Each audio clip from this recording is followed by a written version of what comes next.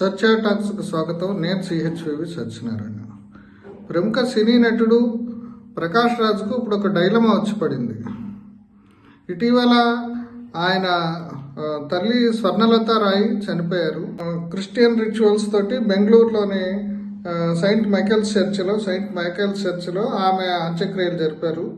ఇప్పుడు ఆ అంత్యక్రియలకి ఇప్పుడు ఆయనతో పాటు ఆయన పిల్లలు పూజ, మేఘన, వేదాంత, అట్లాగే ప్రస్తుత వైఫ్ పోనీ వర్మ, అతని బ్రదర్ ప్రసాద్ రాజు, యాక్టర్ అచ్యుత్ కుమార్, వీళ్ళందరూ కూడా అటెండ్ అయ్యారు. ఇప్పుడు ఈ క్రిస్టియన్ రిచువల్స్ ప్రకారం ఆయన మదర్ అంత్యక్రియలు జరిపారు. ఇప్పుడు అంటే దీని మీద ఇప్పుడు ప్రకాష్ రాజ్కి మీద ఒక విమర్శ వస్తుంది. ఆయన తను నాస్తికుడిని ప్రకటించుకుంటూ ఉంటాడు. నాస్తికుడిని ప్రకటించుకుంటున్న ప్రకాష్ రాజ్ తన తల్లి అంత్యక్రియలు ఇప్పుడు క్రిస్టియానిటీ ప్రకారం ఎట్లా చేస్తారని సోషల్ మీడియాలో ఆయన మీద దుమ్మెత్తిపోస్తున్నారు. అంటే ప్రకాష్ రాజ్ జనరల్గా అనేక సామాజిక రాజకీయ అంశాలపైన తన అభిప్రాయాన్ని నిర్భీతిగా, కొంచెం ఓపెన్ మైండెడ్ తోటి, కొంచెం ఎమోషనల్గా ప్రొజెక్ట్ చేస్తూ ఉంటారు. కాబట్టి ఆయన ఎప్పుడు దొరుకుతాడో ఆయన మీద ఆయన పట్టు పడదామని చెప్పేసి సోషల్ మీడియాలో ఆయన వ్యతిరేకులు ఎప్పుడు ప్రయత్నం చేస్తూ ఉంటారు. ఇప్పుడు వాళ్ళకి ఆయన ఒకసారి దొరికినట్టున్నాడు. అంటే ఆయన దీనికి ఒక ఎక్స్ప్లెనేషన్ చెప్పారు. అంటే ఆయన ఒకడే కాదు, ఈ సమస్య ఏంటంటే ఇప్పుడు ఒక చిన్నప్పటి నుంచి ఒక హిందూ మతంలోనో, క్రిస్టియానిటీలోనో, ముస్లిం మతంలోనో పెరిగి, ఆ తర్వాత కమ్యూనిస్ట్ ఐడియాలజీలోనో, లేదంటే ఒక నిరీశ్వరవాదం కానీ, నాస్తికత్వం కానీ, ఇట్లాంటి ఒక ఐడియాలజీని ఎంచుకున్న వాళ్ళందరూ కూడా ఈ డైలమా తప్పదు. ఇప్పుడు జనరల్గా ఇప్పుడు ఏంటంటే ఈ హిందూ మతం ప్రకారం ఉండే, కమ్యూనిస్ట్ పార్టీలో ఉండే వాళ్ళందరికి కూడా ఉండే డైలమా ఏంటంటే, వాళ్ళ ఇంట్లో ఇప్పుడు పూజలు జరిగినా, లేదంటే ఇప్పుడు భార్యలు వాళ్ళ కుటుంబ సభ్యులు గుళ్ళకు వెళ్ళినా వాళ్ళని ఇప్పుడు మనం ఎంకరేజ్ చేయాలా, పోనీ న్యూట్రల్గా ఉండాలా అనే ఒక సమస్య వస్తుంది.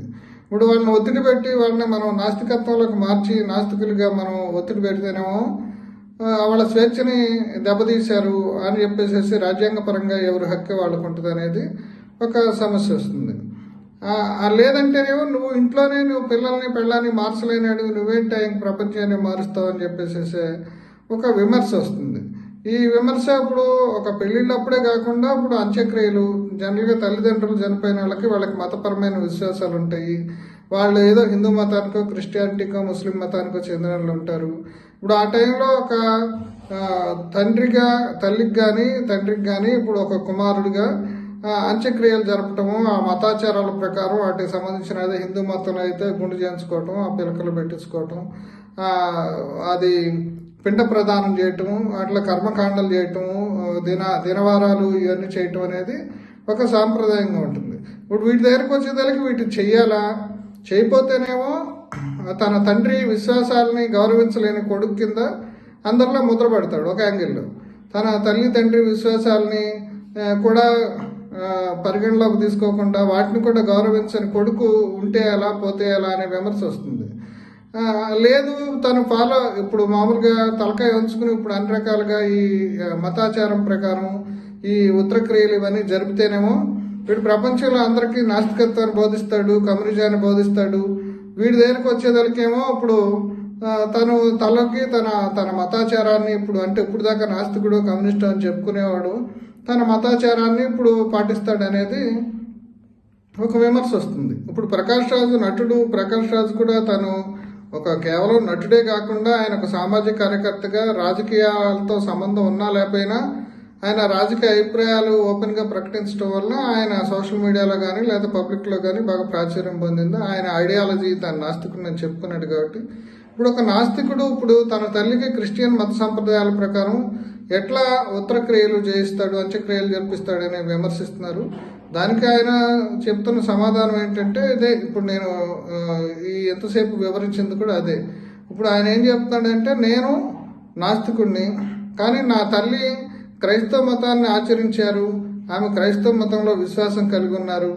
అందుకనే ఇప్పుడు ఆమె విశ్వాసాలను గౌరవించడానికి ఇప్పుడు నేను అంత్యక్రియలు అనేవి క్రైస్తవ మత సాంప్రదాయాలు జరిపించాము అని ఆయన వివరణ చెప్తున్నారు. అయితే వివరణతోటి మామూలుగా ఆయన విమర్శించే వాళ్ళందరూ సాటిస్ఫై అవుతారా లేదా అనేది కూడా ఒక సమస్య. అంటే ఇప్పుడు ఇదే దీనికి కొనసాగింపుగా ఇప్పుడు ఇప్పుడు కమ్యూనిస్ట్ పార్టీలకు కూడా అదే ఇప్పుడు ఒక సమస్య అవుతుంది. ఇప్పుడు మత విశ్వాసాలని, మతాన్ని, కులాన్ని, వీటన్నిటిని కూడా ఎట్లా మిళితం చేసుకోవాలో. ఎందుకంటే కొంత లెఫ్ట్ లీనింగ్ ఉన్న ప్రకాష్ రాజ్ కూడా లెఫ్ట్ లీనింగ్ ఉన్నాడు కాబట్టి ఇటీవల కాలంలో అయ్యప్పకు సంబంధించి కేరళలో కూడా కమ్యూనిస్టులు ఇప్పుడు ఆ సుప్రీంకోర్టు తీర్పుకు సంబంధించి 50 ఏళ్ల వయసు ఉండి ఋతుక్రమం దశలో ఉన్న వాళ్ళని ఇప్పుడు ఎలా చేయొచ్చా లేదా అనే దాని మీద ఒక మీమాంస, ఒక తర్కం జరుగుతుంది.